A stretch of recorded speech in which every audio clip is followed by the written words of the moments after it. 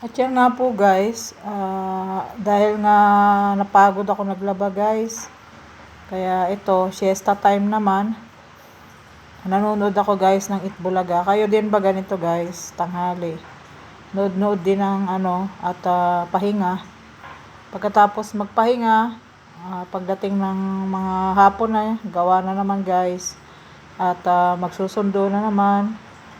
So yan guys, sino bang relate? Pagka lunch time, manonood tayo ng A80 guys, legit Dabar Cards tayo guys. So yan.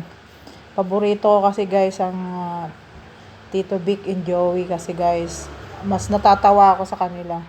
So yan lang naman yung kasiyahan ko guys pagkatapos ng mga trabaho sa bahay. So pahinga-pahinga rin guys pagka ganito. Kayo rin ba guys? Anong mga paborito mo? Sa bagay guys, kanya-kanya naman tayo. Baka showtime kayo o Itbulaga, fake Itbulaga kayo guys. So wala namang guys doon. Kung anong gusto nyo. So pagtanghali ba guys, nagsisiesta din kayo. So sige guys, paki-like and share na lang yung aking Facebook page na Oragon Mama guys. So, sige guys, God bless.